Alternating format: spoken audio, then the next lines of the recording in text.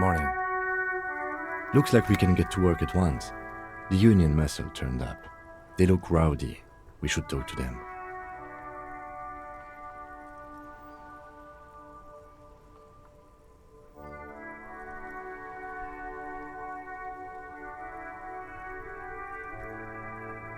I mean ungovernable.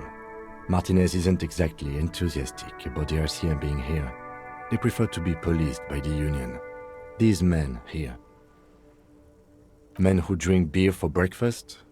There's talk of an armed wing of the union called the Hardy Boys, who are responsible for state policing. I think it's them.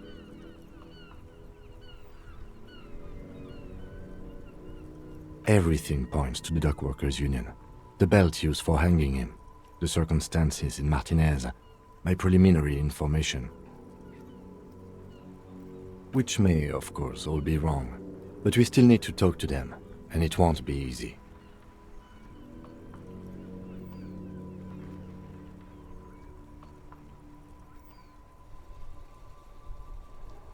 I completely forgot. Sorry, I had a rough night's sleep. It's them by the looks of it. Loud and nasty, just like the manager said. One loose thread less to worry about, and one big problem to replace it.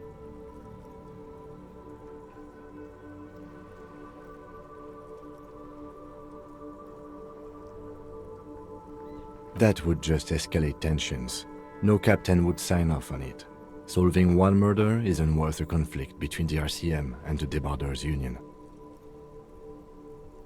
In fact, even the death of 2 detectives might not warrant an all-out war. So let's keep a cool head, okay? He's not exaggerating about that mortal danger, just calmly factoring it in. Your fists clench and your pulse rises uncomfortably. One more thing before we do. We don't have to talk to them immediately. We can walk right past them, continue with our business. Yeah, streetwise. Zoom right past. Do it on your own terms.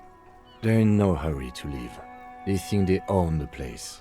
Anyway, I leave that choice to you. Whatever you decide is fine by me.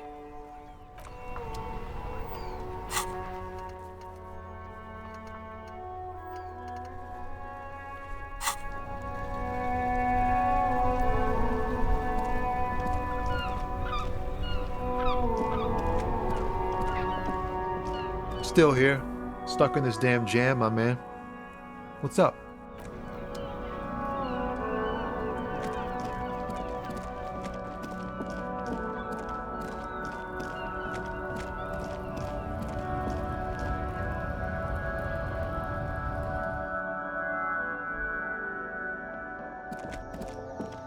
The tear machine stands in the corner. A sign says, your bottles clunk into the machine, and the money appears with a satisfying jingle. You're a richer man. Do you know what you should do with that money, kiddo? You should buy more alcohol. Enter the endless cycle of consumption.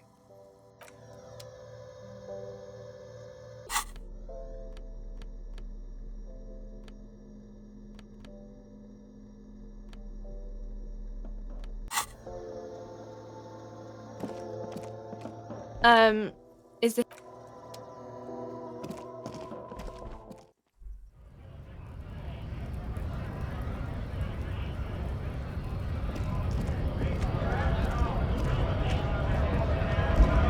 Right to work! Right.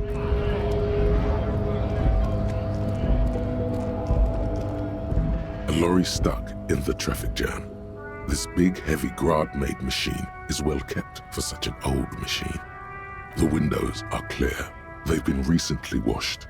You can see a lorryman's cabin with personal belongings, stickers, insignia.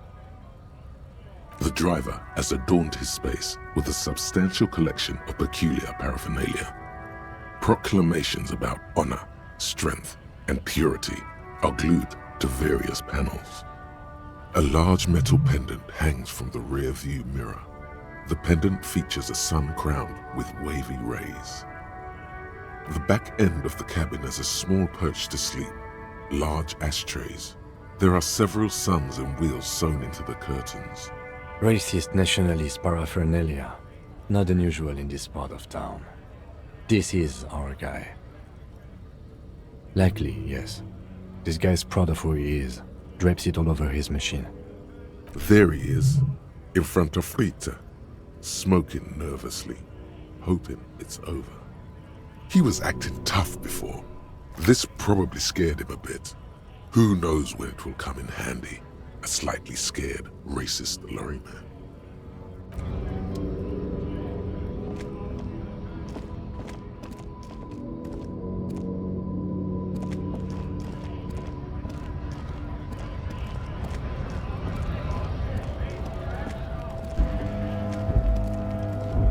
Looking for something, Runt? Come to tell me to fuck off again? Oh man, that's great. Look at that guy go. Haven't seen anything that funny in a while. God damn. Thanks for that, but no, it's not mine.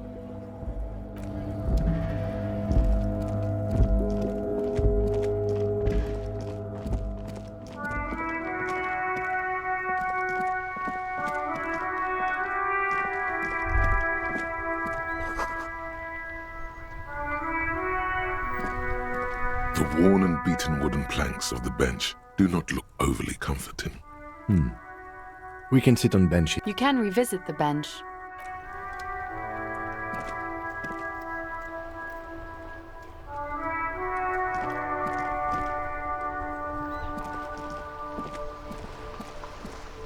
Vigilance officer, what can this old carabinier do for you? Yes, the Debardeurs Union pays me to stand vigil during the night. Not out of any political allegiance, mind you. I'm an old man. Don't sleep more than a few hours every night anyway, and money is tight. He feels like he has to justify himself for some reason.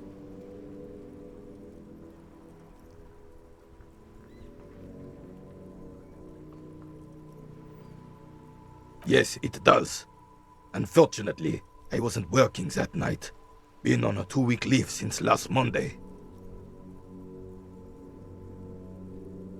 No one. The boss has been unmanned since last Monday. There's no other guard. It's just me. No one has been guarding the container yard since last Monday. Yes! It's not actually an issue.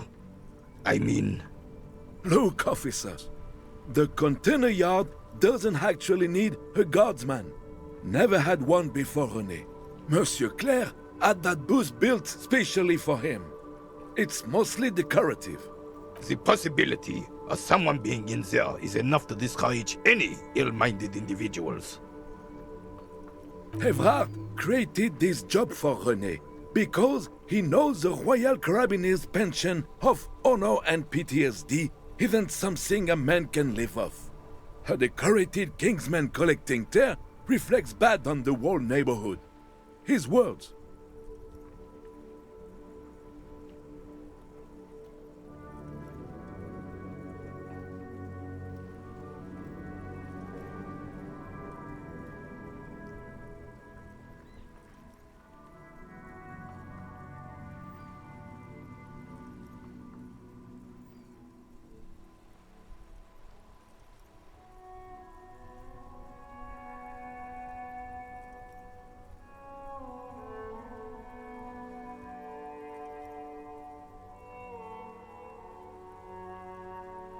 It's not charity. Not to me.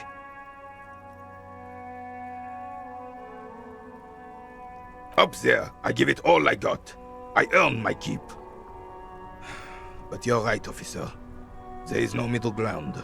It's do or die. Something about him has changed. He's calmer somehow. She is nobody.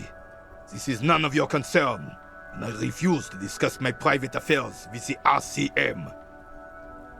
The lady is Jeanne-Marie Beaulieu, and she sure as hell wasn't a nobody. Yes, like I said, it would be up anyway, so might as well keep an eye out. It keeps my senses sharp.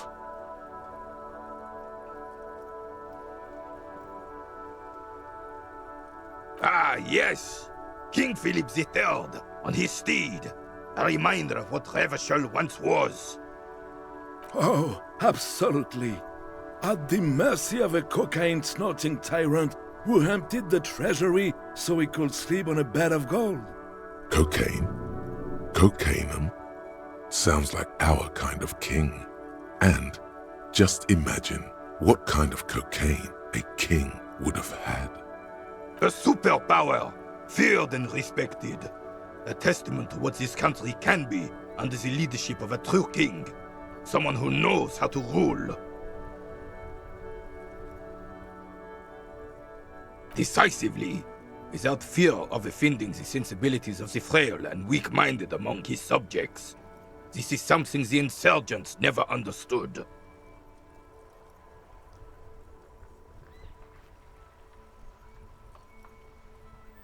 A nation is only as strong as its leader. That's why it was such madness to try to... Don't get started on that again. What happened, happened. The carabiner doesn't reply, but his entire being communicates unbreakable resolve. Oh, old Philip was a big fan of the purple nose candy the nobility loved so much. A cocaine connoisseur of sorts. His egocentricity is borderline legendary. You can't even take responsibility for yourself. How could you fathom the responsibility weighing on the shoulders of a ruler? That's why the Philippian kings use cocaine, for clarity of vision, to aid in their work. Regnum cocainum, Revashol's finest years.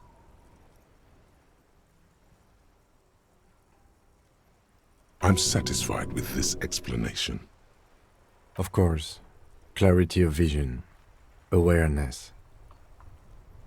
Philip III was even brought into this world with the help of cocaine. The court medic administered a dose to his mother when she was in labor, and it is well known that with the help of cocaine, only the purest, of course, he was able to connect with higher realms. Higher realms. Of course, it all makes sense.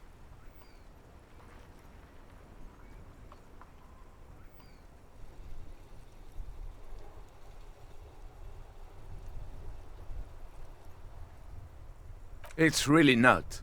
Please, do spare us the cocaine fairy tales. Yes, indeed. We're not here to investigate the drug trade of centuries past. Right.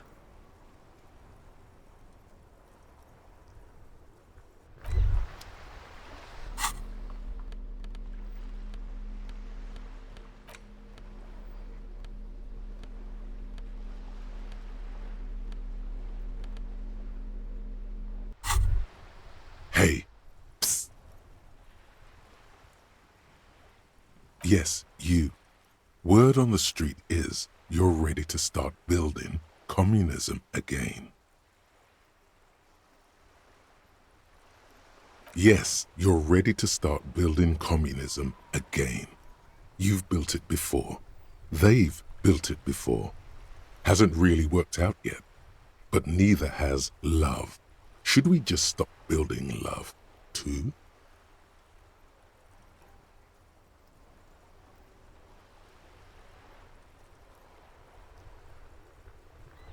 So, what about all that communism you've promised to build?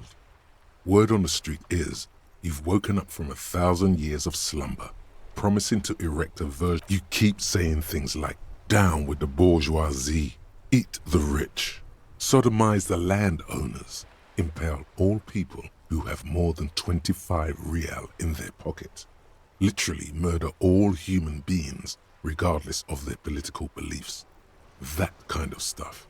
Okay, not in so many words, but don't deny it. You're about to rip off that mask of social democracy and reveal the monstrous. Everyone can see that. So tell me, do you have any questions before we fire up the big communism builder? Or do we get right down to it? Failure. It's about failure. Of course you do. You are failure. You are communism. Absolutely vanquished, beaten, curb-stomped, shat on. While everyone else is out partying, having a callous laugh, you will reverse the fortune of the workers of the world. You alone, against every living thing, against every human alive. 800 trillion real in the hands of an impossibly well-organized ruling class. Towering city blocks of bankmen who you against the atom, the charm and the spin. Where the whole world failed. Matter failed to bend to human will. Human will failed to get out of bed and tie its laces. You alone, single-handedly, will rebuild the dreams of the working class. You are the last communist. Now get to work, comrade. Very well. I guess no one will build communism then. Tell the working... Did someone mention cocaine?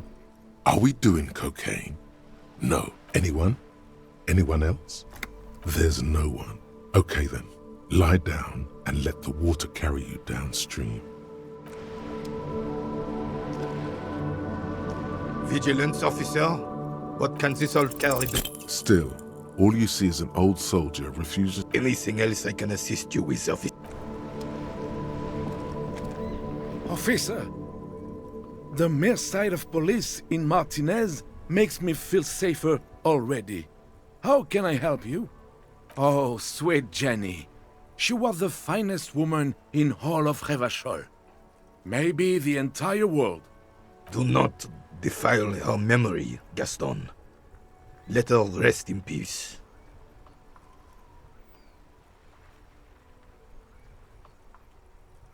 She died of pneumonia 2 winters ago. It was a quiet passage. René and I were both by her bedside when she... Died. No use sugarcoating it. Won't bring her back. departed. Until the very end she couldn't decide between us. The most indecisive woman I've ever met. A quick grimace of pain passes over René's features, but he immediately regains control. His face now a dispassionate mask again. We knew her, all right. Lived on the same street our entire lives, just 2 houses apart. The 3 of us have... She was René's first girl, back when the prick was 16. They were courting till he decided he'd rather die for some great ideal than just be happy. And then you stole her from me.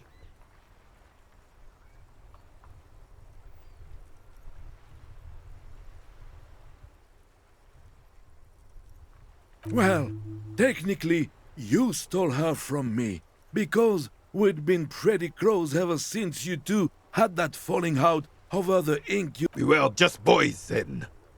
This was different. You...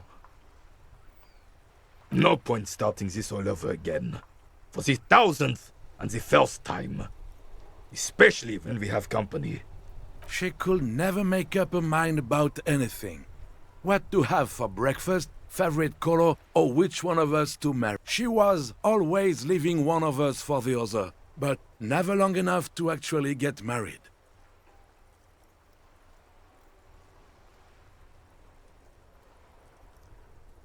Heck, technically, we're both still engaged to her. You always confused her. Couldn't let us be happy. So Justa with your fancy words and pastries. He suddenly remembers you are still there, falls silent, and turns away. Of course, officer. Memories are all we have left. Sweet, sweet... Of course, officer. Memories are all we have left. A man so principled about his sandwich calls for a principled approach. Time to get political.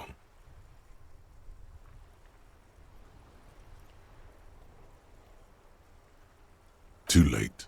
Daddy's already fighting the bad fight. Make it stick.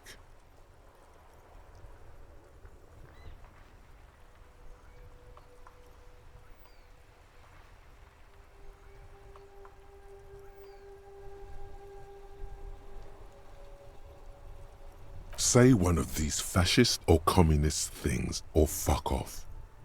Whoa, easy there, Goldmouth. He doesn't have to say anything. Re-engage cop mode and bail out, if you like. All right. Let's hear them, officer.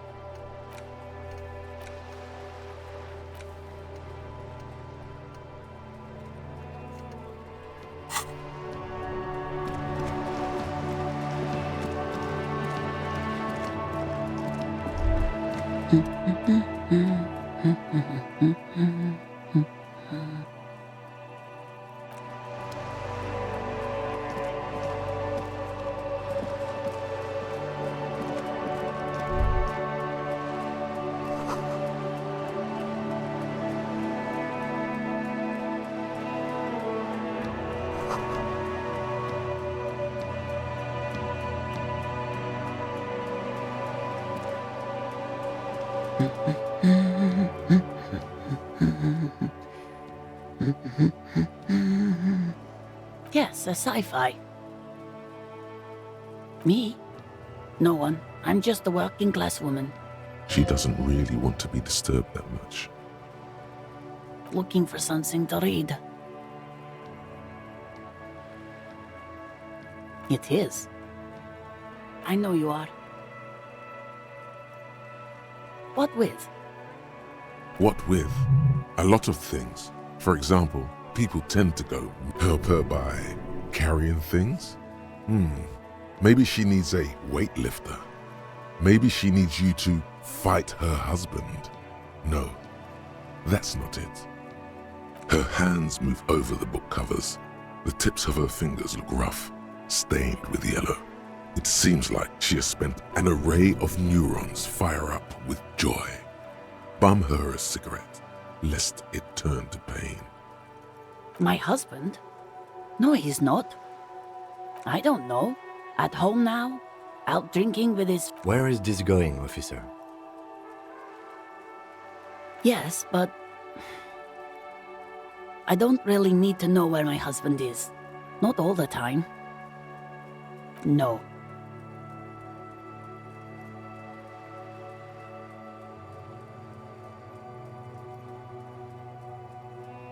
Of course he's not. It's not like he's a pocket watch. I wouldn't... She has, though. The husband is totally lost. You should tell her that it's okay. What?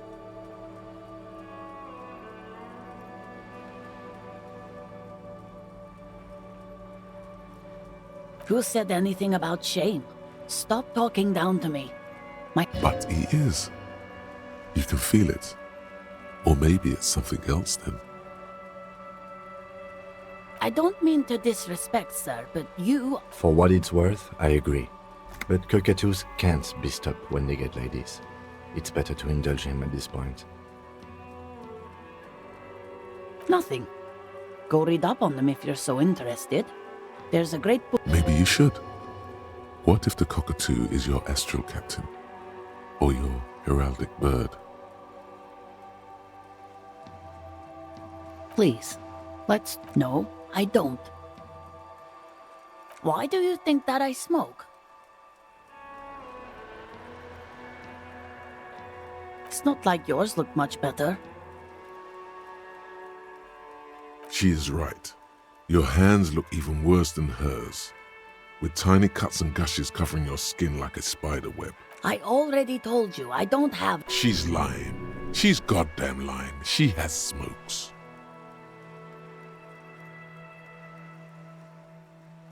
From the kiosk? There's one near the harbor. It's a frita. You can... She sighs.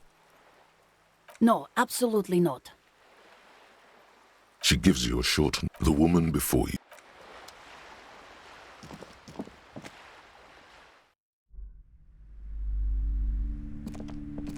You've hurt yourself now. I told you not to mess around back there. What are you even trying to accomplish, you fool?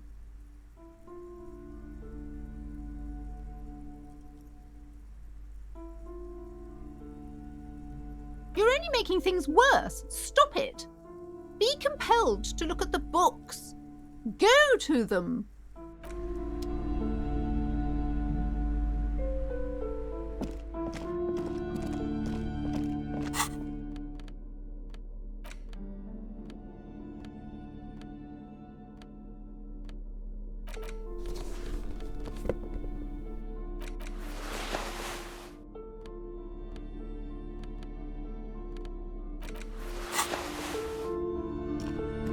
A heavy door with a missing handle stands before you, covered in dozens, if not hundreds, of little oddly shaped trinkets and charms. It appears to be locked.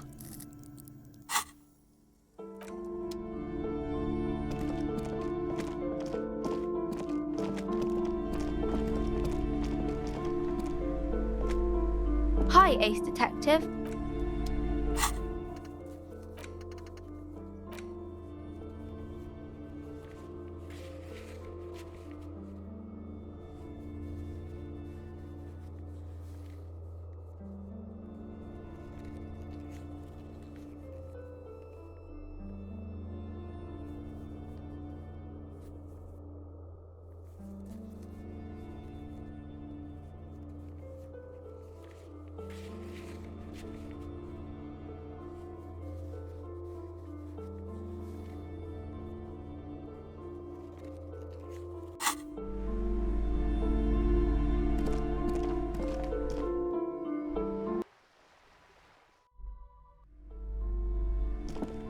A small mountain of colorful board game boxes.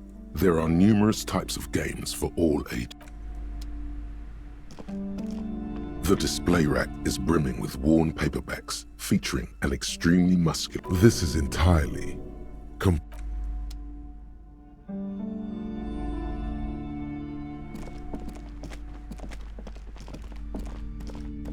shelves filled to the brim.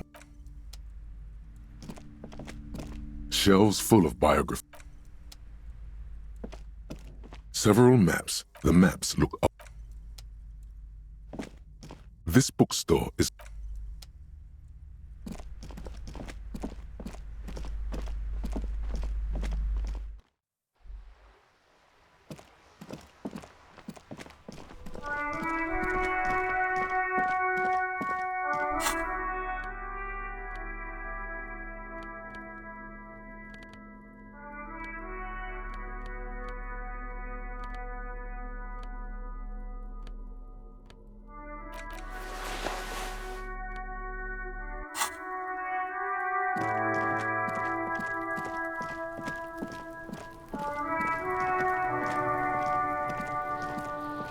Does Kuno care?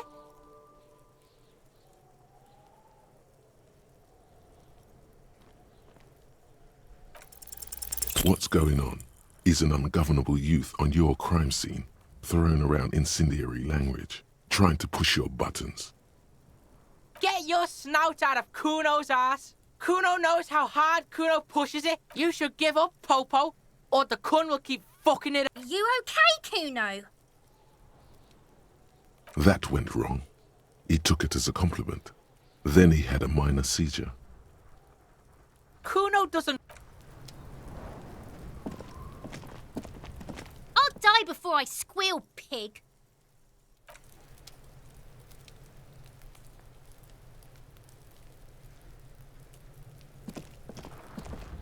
The rotting man lies on his side with his eye. The lieutenant adjusts his glasses and takes a deep breath.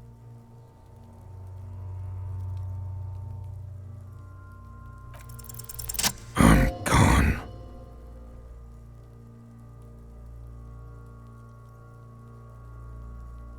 Into the wild pale yonder. In the past, way out in the west. I'm a joke. Look at me.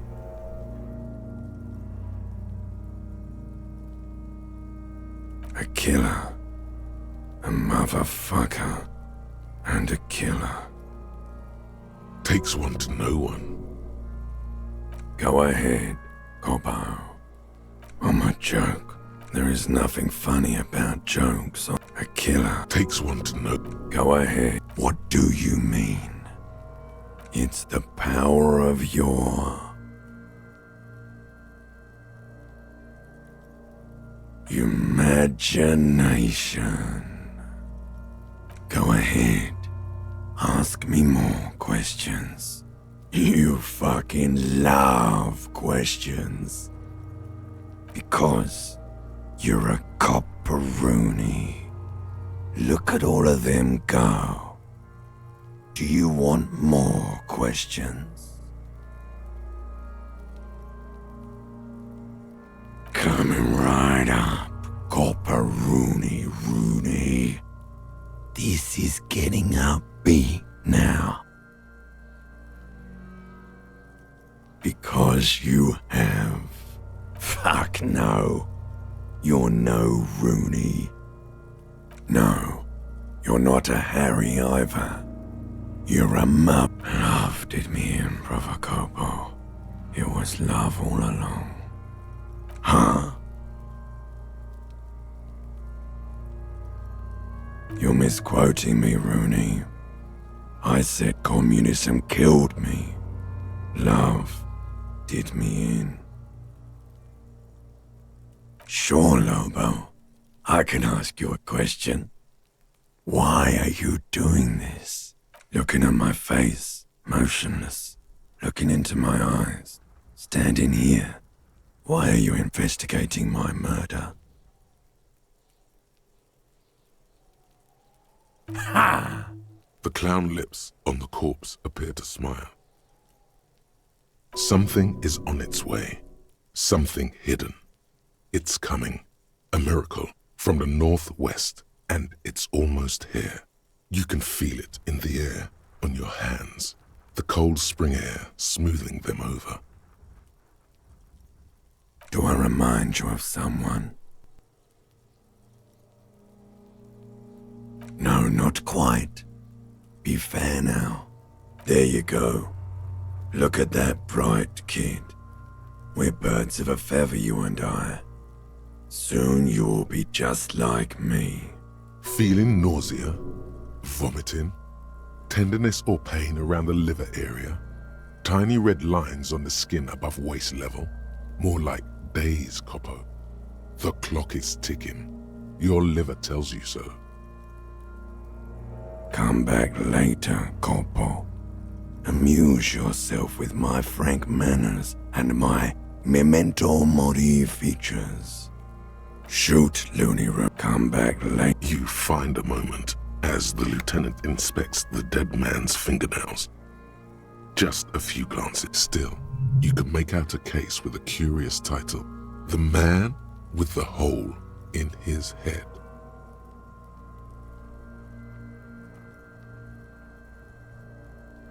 This appears to be a case investigated about 3 weeks ago. A workplace accident. The titular character's wife tries to get compensation. The company was not forthcoming. It's hard to make out if the hole was fatal. It's very hard to draw conclusions. All you can make out is that he is in a hurry to solve the case. The tempo of the handwriting says as much, and that there are a lot of notes in there. Most of them are made prior to arriving at the scene, in preparation. Maybe you're imagining it, but there are some remarks in there, and they're not all negative. You're referred to as the 41st by your station number, and the 41st comes off as a moderately competent detective. What?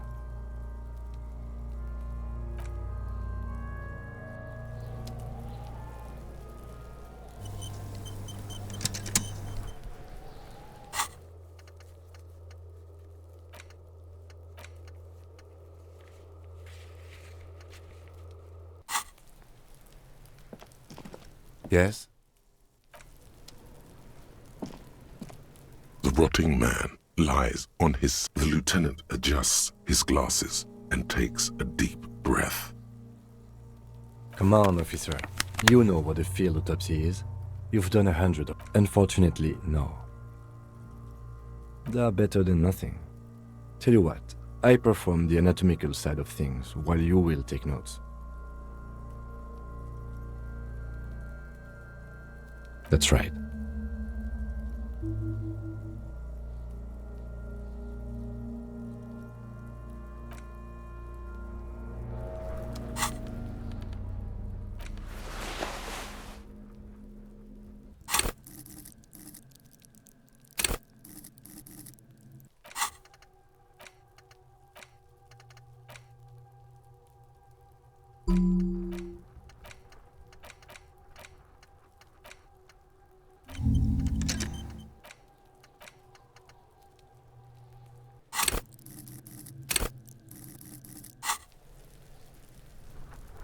Rotting man, the lieutenant adjusts his glasses and takes a deep breath.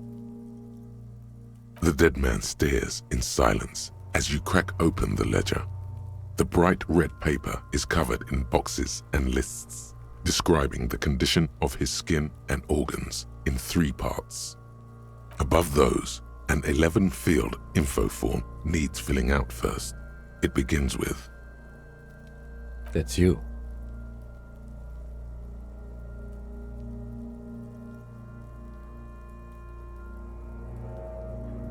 The corpse is indifferent to your scribblings, just lies there. The next KK57-0803.08. Next, NA. Next, NA. Roughly 50. The corpse looks ageless, like meat on a hook, teeming with opportunistic microorganisms, letting out a foul-smelling diamine compound. Your eyes turn watery. Mondial. The pudgy mess of curdled meat looks neither mondial nor anything other. Fucky, fucky! Male. Pigs can have sex!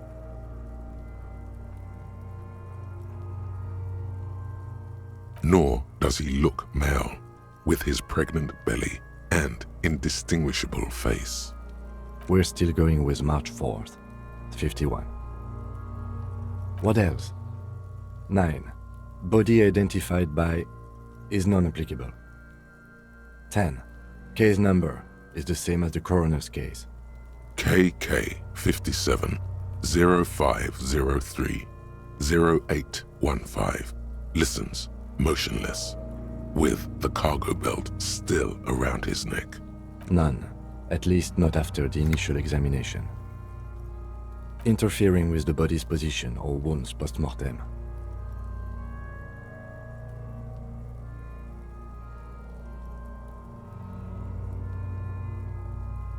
A silent nod. The lieutenant places his gloved hand on. Your central nervous system recognizes this gesture. It's the stations of the breath. Ecclesiastic, religious in nature, a holdout from pre-DeLorean burial rites. It takes him 2 seconds to perform. Then, somewhere in Jamrock North, a small wood shed behind Rosenkrantz Row, Lieutenant Nick Feuerbach puts his hand to the chest of a small corpse, no larger than a monkey. It's raining outside, light drizzle. There is darkness in the shed.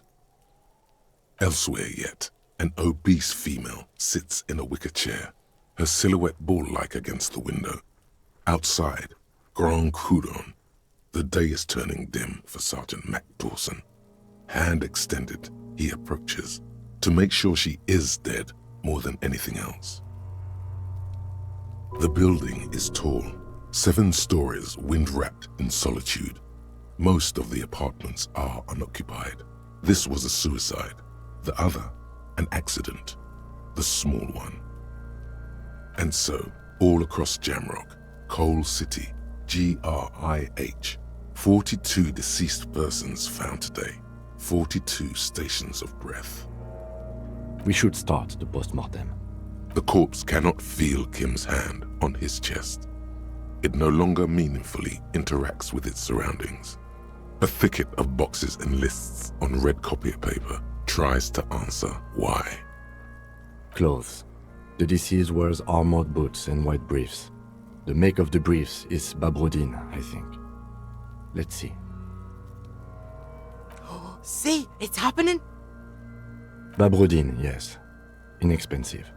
Size M. Color white. The disappointment is palpable. The red-haired thing was expecting something more lurid. The boots are ceramic, vitreous enamel. They are fused to his skin from blood flowing downward post-mortem. Removal of the boots is left for processing. Tattoos.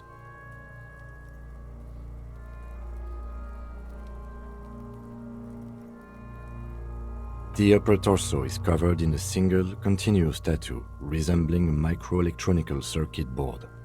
It reaches from the right shoulder to the heart. The ink is blue and white. The assistant has a color photograph of the markings to be added to the case files as document A1. The photo is taken on the scene using a Trigat Mini. The deceased has a cargo lashing belt around his neck, tied with a hangman's knot. Color yellow. Length 3 meters.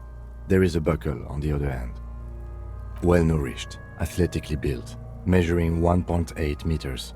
Generally consistent with age, about 50. Preservation is good. Ambient temperature below freezing. The spine is bent more than the lieutenant compensated for. This buster's actual height is about 1.85. And no, you could not take him straight on. Of course, I undercompensated.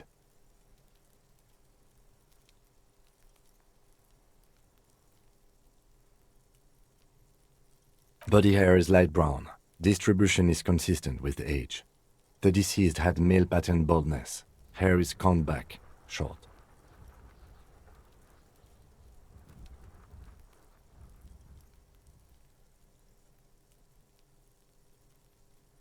Lividity is consistent with hanging. The head is congested. Contusions are present on the head, chest, and thighs, consistent with stones thrown post-mortem. Low velocity. Fucking low velocity? You think Kuno doesn't know what you're talking about? Velocity was fucking max. Talking shit about Kuno's velocity. In addition, there are bite marks on the face, scalp, and chest, consistent with predation. Ligature mark.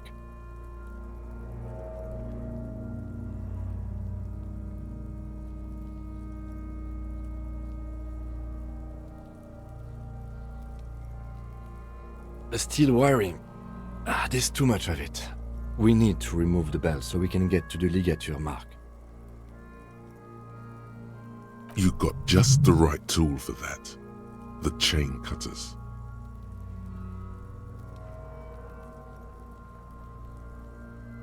Always good to think ahead. Now, we need to cut the belt to see the ligature mark below.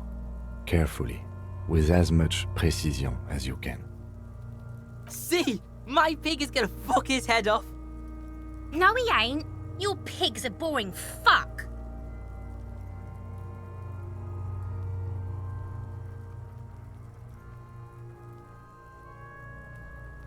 The belt is equally tight around the whole circumference of his neck, swelling over the edges like white bread rising from the yeast.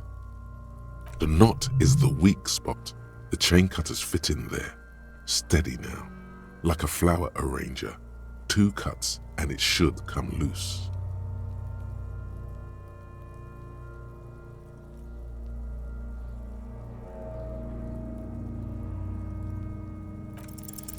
After some deliberation, you sink the cutters into the knot tying the belt together.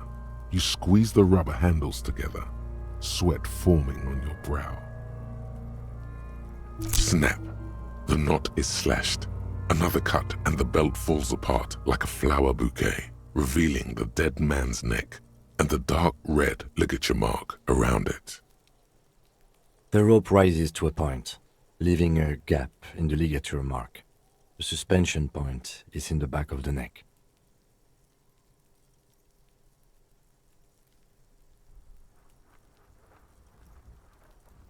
as it ought to.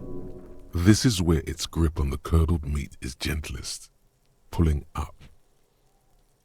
Hemorrhaging is observed on the skin, above and below the ligature mark. The mark is well pronounced, consistent with a drop from 1 or 1.5 meters. Chest is intact, normal contour, abdomen is protuberant, pelvis intact, genitalia... No! Let's get out and see! I fucking knew it! This is clearly what they've been waiting for, ever since the autopsy began. The lieutenant is trying to make it as boring as possible. Genitalia is male and unremarkable. No evidence of injury. Back is symmetrical and intact. Upper and lower extremities are intact, but asymmetrical. There are combat injuries on the right hand, thigh, and hip.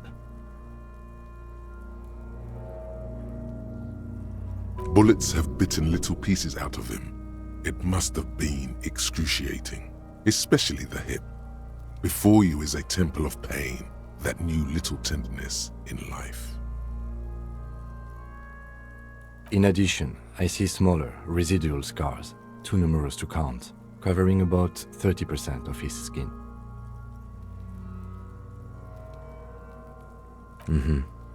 We have a real museum here, of battles, wars. Last item, hands.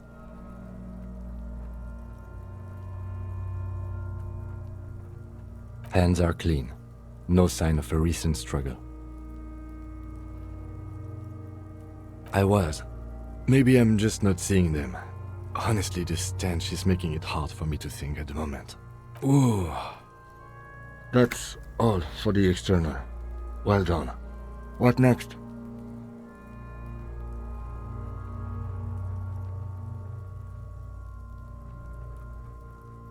Central nervous system. I have nothing. Do you have anything on this man's central nervous system? You don't even have a joke. Musculoskeletal. Purge fluid is coming from the mouth. Not injury related. Eyes and tongue protuberant. Hyoid bone. Let's see. With his eyes almost closed, the lieutenant puts his hand on the dead man's throat and begins to massage it, gently. A rotting smell erupts from the mouth. Purge fluid runs down his lips, black and viscous. You hear cracks as the lieutenant moves his sharp fingers inside the flesh, like the creaking of an old house at night. Yeah, jack that fucker off! The hyoid bone is fractured. The rest of the musculoskeletal system is intact. Unremarkable. Respiratory system.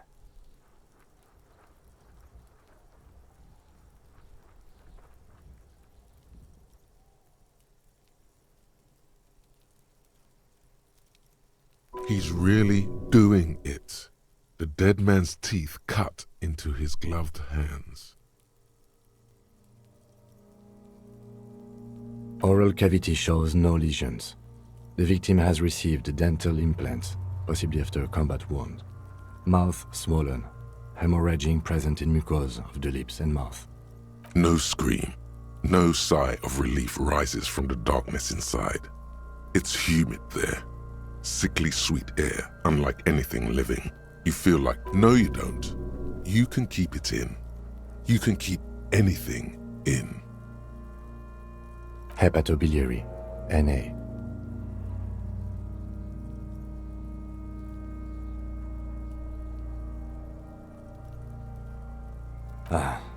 Are you a hepatobiliary expert?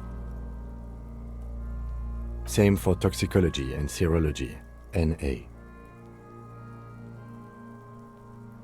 Cardiovascular. The body exhibits heavy lividity. Blood has gathered in the hands, feet, and neck. Hypostasis is visually consistent with the hanging. Gastrointestinal.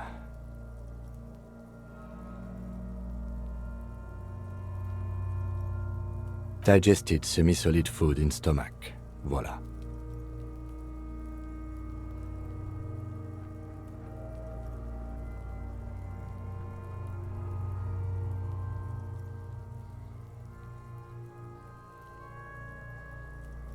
What's next on the list? Let's see.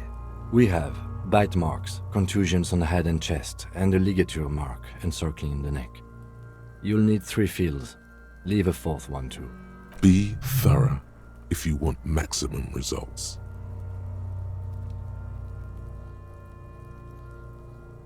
Head, chest and scalp bite mark injuries. Predation by birds has caused damage to the body. Odontologist does not need to be consulted. And your opinion, officer?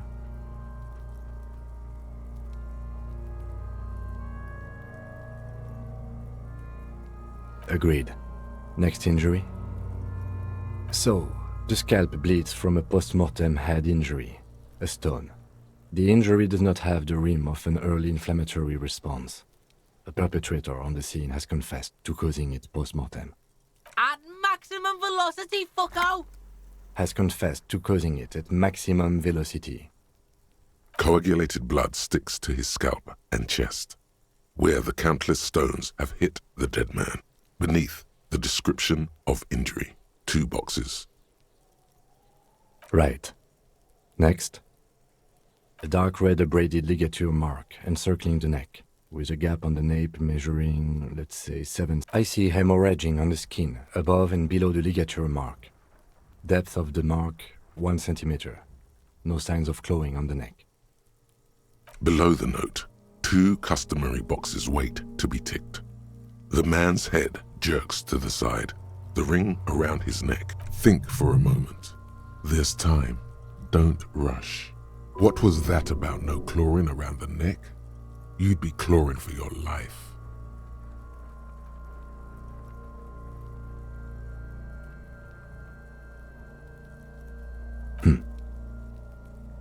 He is deep in thought.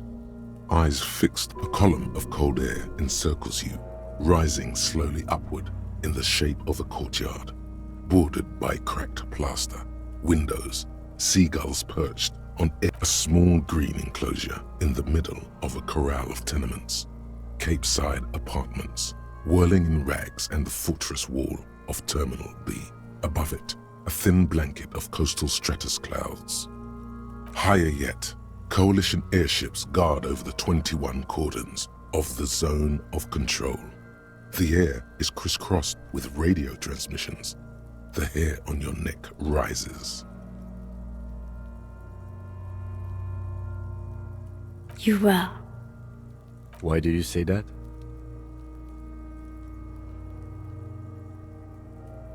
Okay. Why don't you think it was fatal?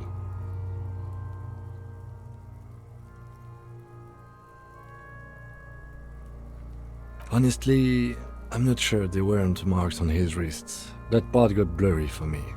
The stench. But you are right. There should be signs of struggle. Let's leave the cause of death empty for the time being.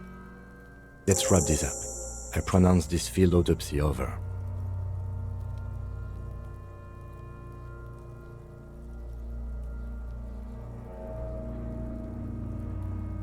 It was an irregular field autopsy. We did not establish cause of death, which is supposed to be the goal of an autopsy. But we were thorough with the list of injuries too. We described them all in detail. What is there to say? Given the circumstances, it was a professional field autopsy. Oh yeah, well done, Master Detective. Maybe a drink is in order?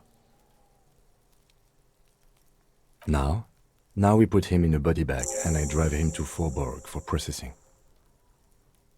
The lieutenant looks at the dead man one more time, then at his notebook, then at the corpse. He's thinking, did I miss something? You tilt your head, also looking at the corpse.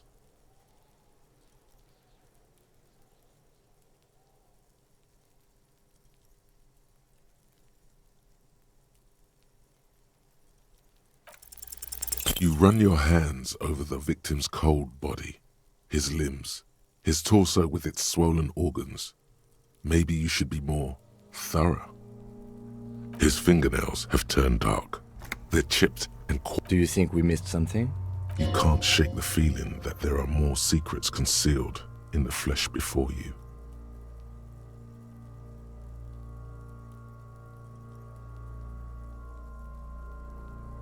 Okay, well, we are in livor mortis here. He is disintegrating. We need to refrigerate the body if we want to conduct another examination, and we need to do it fast.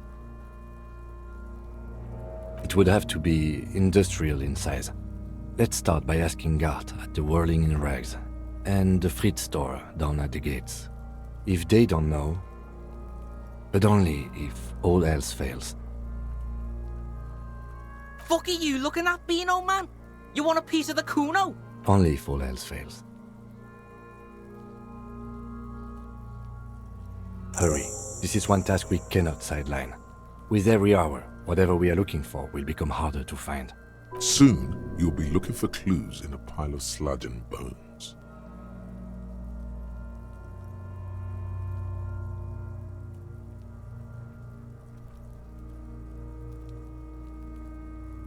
If you think so, officer, I need a little help for carrying him to the holding pen of my kinema. I'll take it from there.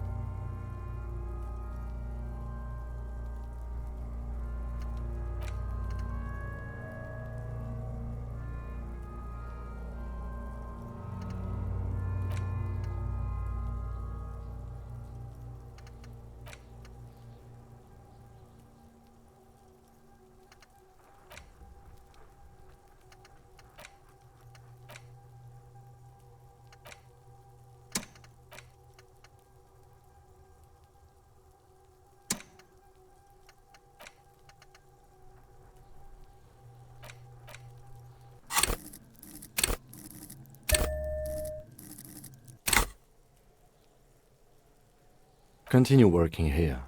The locals, the case, or attend to your own business. I will meet you downstairs in the Whirling in Rags tomorrow morning 7:30 sharp. This means Lieutenant Kitsuragi will leave the party until tomorrow morning. You're free to do side tasks and even the main case, though it might be more difficult. If you have nothing to do, read books or sit on the bench on the plaza.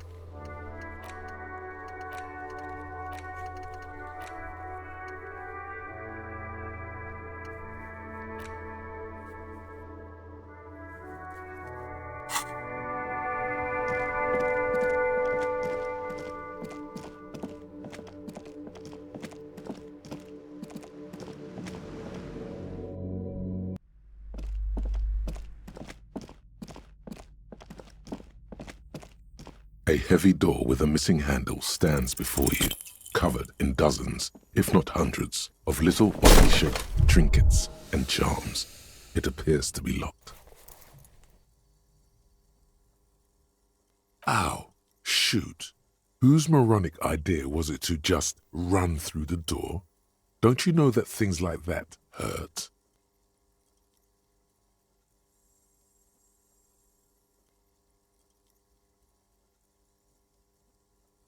What is going on there? I warn you, don't tell. It barely looks like you've done any damage to the door, however. It's still locked and closed.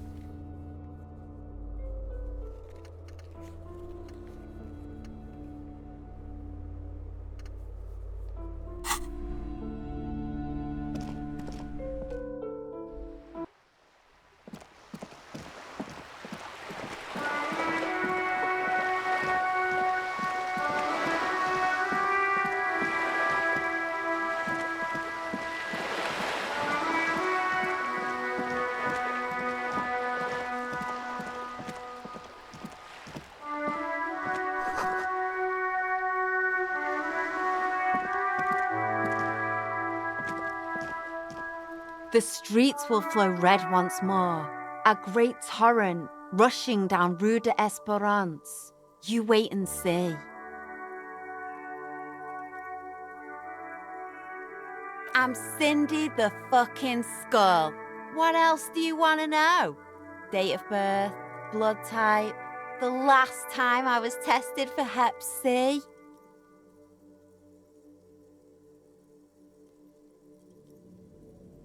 And here I was trying to be polite. Just can't win with you pigs.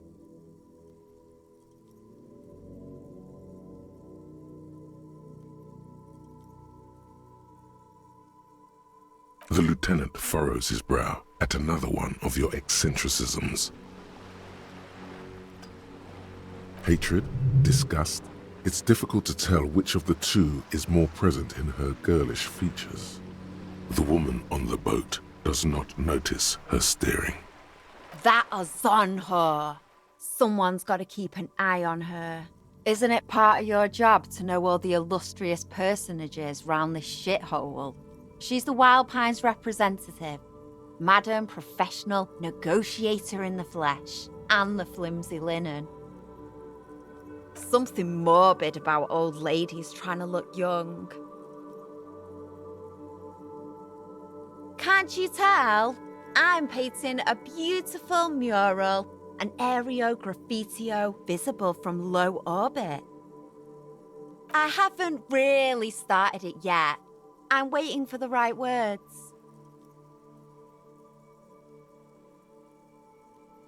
This place is severely lacking in havoc. Not even the occasional trash can fire to break up the tedium.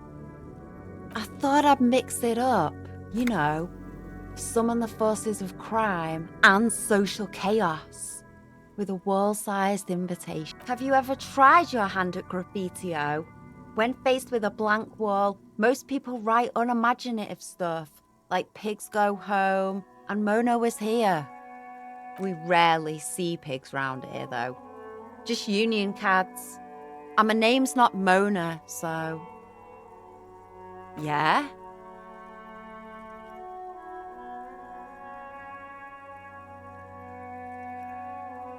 Thanks. I'm sure the inspiration will come to me now that I have an official RCM stamp of approval. I ain't no snitch, pigstein. Go forth and forage in someone else's shit. No shortage of squealers in these parts. Watch your back, ungulate. You've...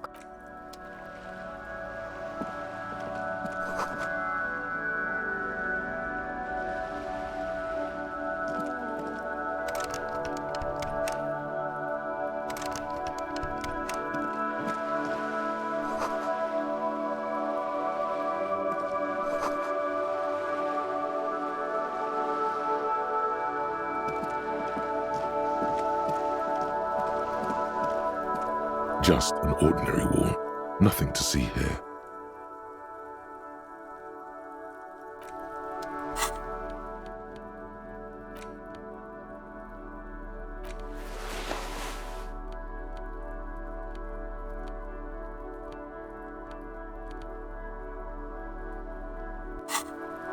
Just an ordinary wall, nothing to see here. Yeah, why? It's...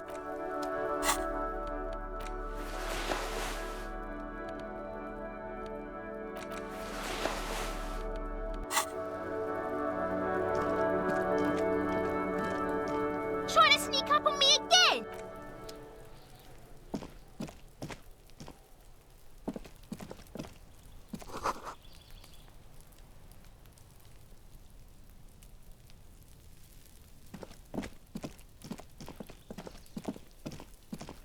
This must be it. The basement door is weather-worn. The copper nails holding the upholstery in place have turned green from sea air. The royal lion, Guillaume's kitten. This knocker will last a lifetime, and then... This must be the door Everard mentioned. You still need to get the key from Anyana first, though.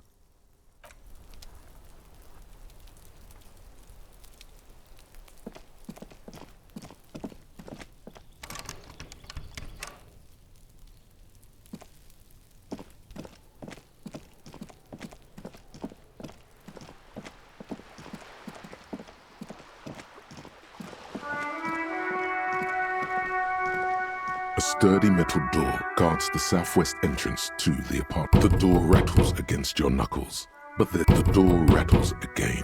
But this time, you hear... Stop banging on the door! I'm not letting any more strangers inside. Ha!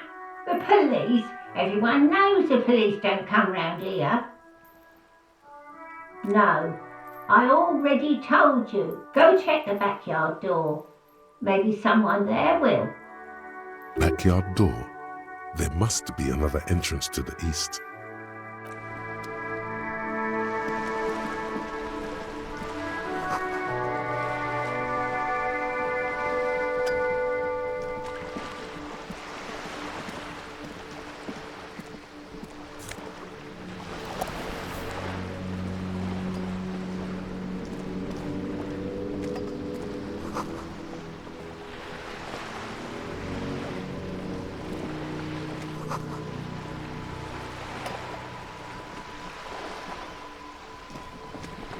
A striking woman leans against the cabin top of her sailing boat, smiling as you approach.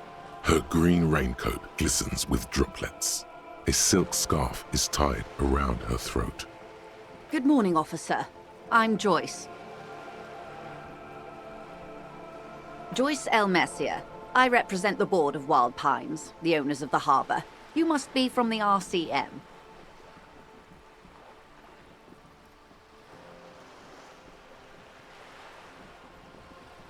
Leighton, my maiden name. I'm glad to see you here. Like steel, there is strength there. If she wanted, she could sink her nails deep into your skin.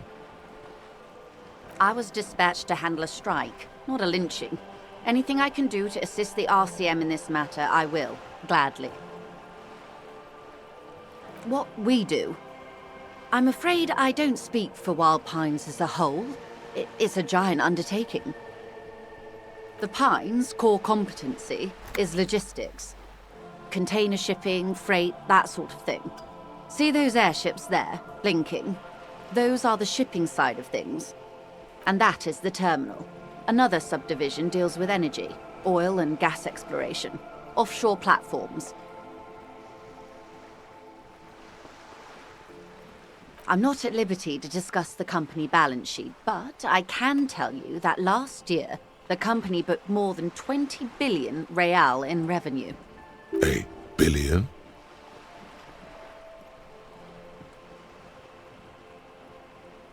And to think, there are years when the group books losses in the billions. Wild Pines employs 72,000 people, all of whom have families that depend on their salaries. It is a tremendous responsibility. They started as an exploration and cargo fleet conducting trade between the Samaran and Insulindian Isolas 250 years ago, when Pine ships explored the South Seminese and charted Lomantang on behalf of the suzerain. Centuries of care, deliberation, and madness have gone into this endeavour. Vessels pass through the great unrest to re-emerge with apricots in tow. The logic of the system is totalizing. It's taken everything from its employees to build it.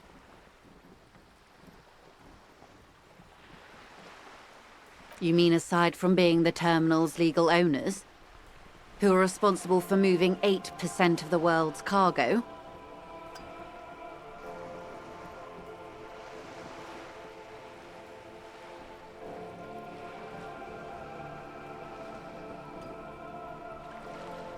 There are no minor cogs in the system. Each terminal must be accounted for, lest the entire system break. Every hiccup in such a system means thousands lose their jobs, the world over. I'm here to assure that doesn't happen. With your help, hopefully, says her warm tone. Why, yes I am.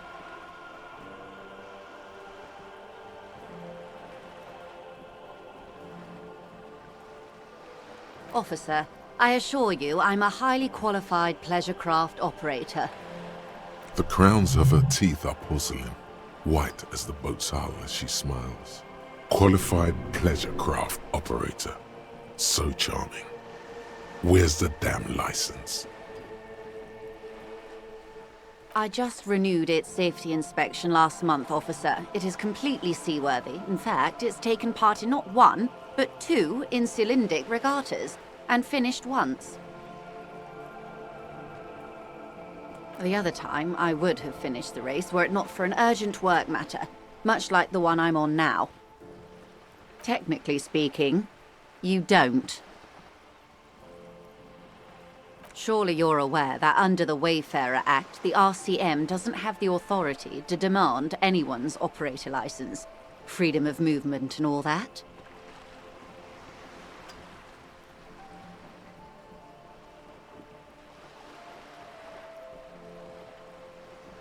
You may still ask to see my passport. That I'm obliged to share with you.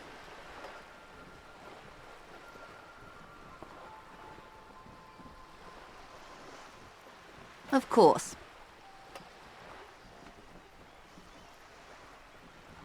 The woman is silent, smiling while the waves lap against the hull. In your hand, under the plastic, a light blue passport saying, Republic of Vespa.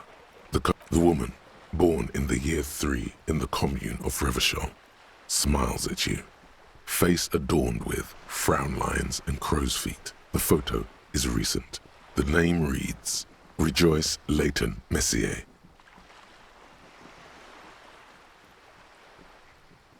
Yes, but please don't call me that. Joyce is much more efficient. My husband is. I have dual citizenship. A Vespertine is handier when traveling. She nods and returns the plastic bag to her coat. The boat? No. It is called Cordelati 19 because that's the type of sloop it is. It's a pleasure craft, a 19 pacer. It also happens to be rated for Category 1 racing. Though these days I mainly use it for business. It's a pleasure craft, a 19 pacer. It also happens to be my sloop. I like it a lot. It's the eel's hips, baby. Of course there are. We're on an archipelago. How else are you supposed to get around?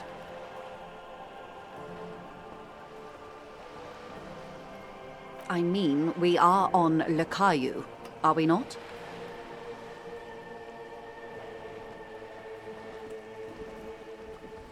I haven't seen anyone else drive a souped-up Capri Kenema motor carriage either.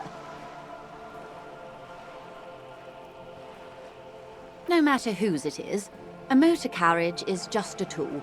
You need it to do your job, as I do mine. It's just a means of getting where you need to go. Good.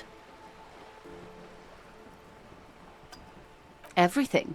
Right up to, but not including, trade secrets. I believe the official title is Senior Labor Negotiator. In practice, I'm a grocery clerk. I relay the union's demands to Wild Pines and return with Wild Pines' counteroffer. They're not. That's the problem. The union stopped all negotiations a week ago, after that awful lynching took place. Wait, she just admitted that the lynching and the strike are connected. Now they won't even let me into the harbour. There's a 2-meter-20 racist behemoth blocking the gates.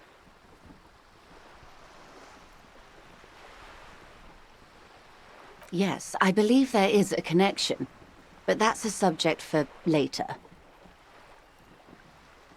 What can I say? The union employs a giant covered in tattoos. A racist giant. I guess that's part of their big tent organization now. Let's say I was not making the kind of progress I'd hoped for when I first arrived. I arrived 3 weeks ago. Yes, in the middle of February. The bay was still partially frozen then. I prefer to do these things on site, like the RCM. I wasn't the original negotiator here. I took over after Mr. Gaumont hit a wall with Mr. Clare, the union boss. Mr. Clare refused to speak with Gaumont despite concessions he'd granted the union in prior negotiations. the union won significant concessions, including overtime pay and a medical plan. This time their demands are more, I guess you could say, aggressive. Mr. Clare told him to... how did he put it? Fuck off, midget. Gaumont is short of stature, you see. Yes. Keep in mind, this is a negotiator Mr. Clare has worked with before, and who was more than fair with him and the union. There are leaflets everywhere, and banners. What did they say again? Oh yes, every worker, a member of the board.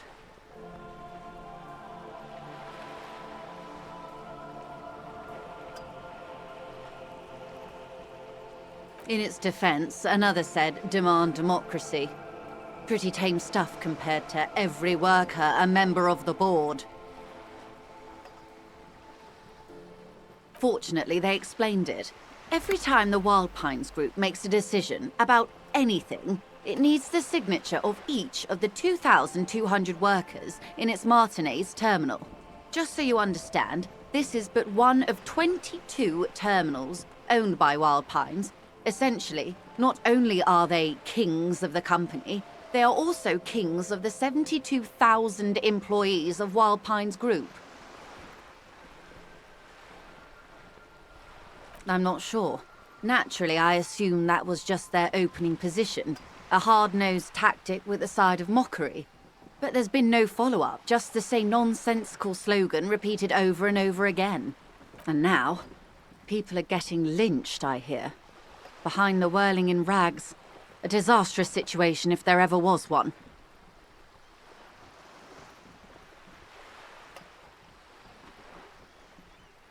The scabs? You mean the huddled masses of Jamrock, come to plead for work where the union refuses to? Don't let her answer it herself.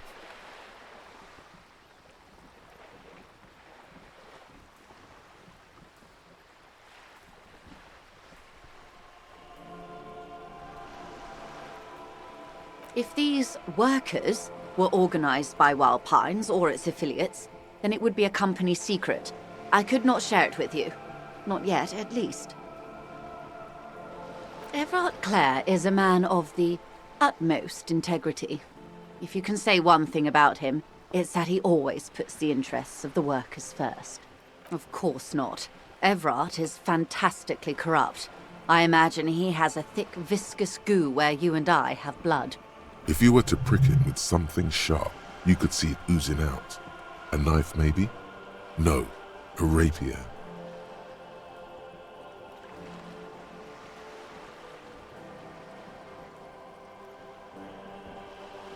Oh, heavens, no. We get along just fine. Yet, now that you mention it, I can't stop imagining that black treacle just dribbling down his double chin. He is the most corrupt individual I have ever seen, and I deal with men like him for a living. If there is anyone more venal, more irredeemably nepotistic, then it's his twin brother, Edgar. Yes, Edgar looks exactly like his brother, except for that lazy eye. He also talks exactly like Everard does, and when one's term as foreman is up, the other takes over. It's how they circumvent the term limits, you see, with a funny little switcheroo. While in office, they've embezzled God knows how much of their workers' dues. The Débardeurs Union was once a perfectly normal institution. 20 years ago, anyway. It must not have been easy to establish under the Emergency Act, but they did it. I can respect that. Organised labour at its best, as they say. Then something happened in the local chapter elections. The brothers Clare came and transformed it into a... how do you say...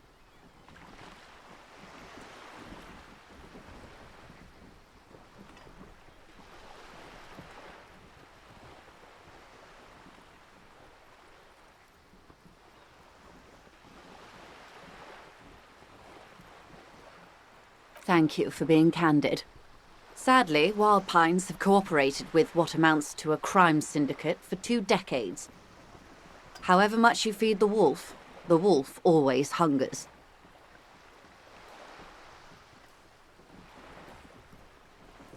I'm glad you asked. There was a woman, the previous forewoman of the Union. She disappeared, yes. On the last day of the local chapter elections, her daughter phoned in and said she wasn't running anymore, or coming to work. Ever. End of story. This forewoman, her name? Sadly, the company records do not even give a name. She's just forewoman in private correspondence, Holly. I don't even know if it's a sir or given name, and I don't have access to the Union's files. Indeed. The company suspects foul play, but there's nothing they could do. It was a Union matter. The point of the presentation is, these kinds of things happen around the Clares. Watch out when you're dealing with him. Of course. How else can I help? Quite a few things, I'm afraid. The information I'm to share with you includes sensitive trade secrets. For the sake of my employer, I have to ask for your name and badge number. I just can't go around telling confidential information to strangers. I've signed a contract. What happened to it, Detective? I see. So, are you saying you lost your badge during the course of this episode?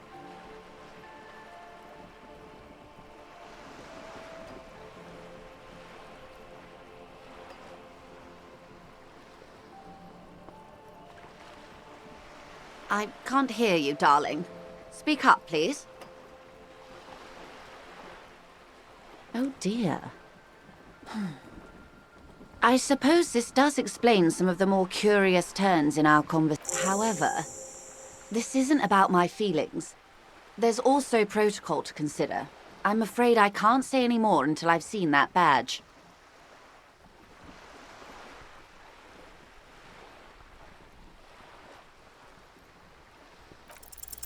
She's a negotiator. Just float a favor at her. Insinuates. I will be frank with you. If I'm going to break protocol, I need to be able to justify it to my superiors.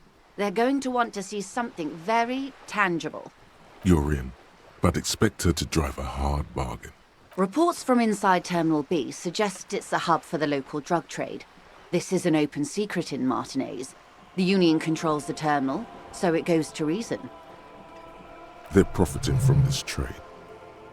The company has tried looking into this matter before, to no avail. Perhaps someone with your authority and resources might turn over the right stones. Or, you can recover your badge. Though if I may be blunt with you, it sounds like that may be a lost cause. That's the man who was killed. I'm afraid this is a discussion for once we've cleared the lynching question.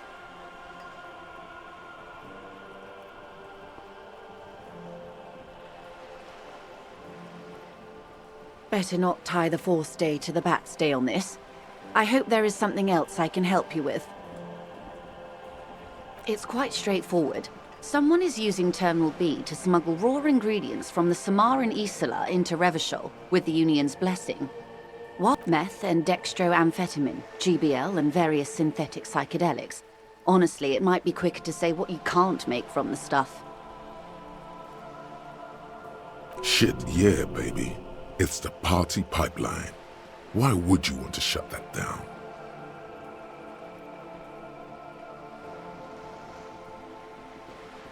Yes. After they clear the terminal, we lose track. The actual production is taking place at various sites in and around Jamrock Quarter. North of... Yes, but you won't get anything out of Evrat and the Dockworkers Union. Still, every chain has its weak link. The lorries. Someone needs to move the ingredients from the harbour into the city. Once they reach Jamrock, they're distributed to a network of local manufacturers well beyond our grasp. but in transit they are vulnerable. Perhaps you've noticed that a number of lorries are tangled in a traffic jam at the roundabout just now. Interview the drivers who are still hanging about. One of them might be waiting for a... Her irises are light green, like the river Esperance in bright daylight, upstream where it's clearer. I'll be explicit. If you find this driver, I will share company secrets with you. We did. On more than one occasion. Apparently, there's some sort of inter-precinct disagreement about whose jurisdiction this area falls under. Well, here's your chance. No. We asked East Motor Track to raise the drawbridge. The road company is a partner of one of our subsidiaries. However, this is a limited time opportunity. Once the complaint has been processed by the trade committee, they'll have no choice but to lower the drawbridge. Thousands of litres of raw ingredients will pour onto the streets of Revashole. Not the east across the river, but the west. A cold breath rushes in from the bay, making its way down the alleyways and potholed streets. From Martinez to Jamrock, in the traffic you hear the clinking of glass vials, concealed beneath tarpaulin. The literage the local producers must get from this terminal alone must be oceanic. How do you think they're financing this strike? There are thousands of unpaid dock workers going strong for the 4th month straight. It's true they drove a number of the local businesses to bankruptcy preparing for this venture. I've talked to a few business owners. It was quite the shakedown. But the contents of a few cash registers cannot provide for 2,000 men. Precisely. Smuggled out of that very gate at night, most likely, then loaded onto lorries and driven to Jamrock. You simply need to find one driver who will open up to you. Yes? Excellent. According to my reports, there are at least 3 lorry drivers lingering near the roundabout. Hopefully one of them will know something. It may come to nothing, or it may just blow the case wide open. I suspect the traffic jam won't disperse for a few more days. You should have the time you need. In the meantime, let me know if there's any other way I may be of assistance. You have. And finally, time to choose sides.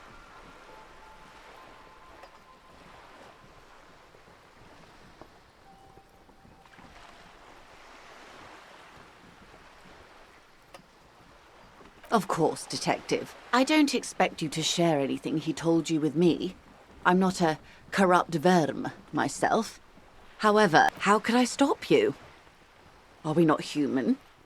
Are we not curious to hear another person's take? It's only... Tell her she'll like you for it. Of course, Detective. Should something come up later, until then, is there anything I can help you with? Of course, Detective.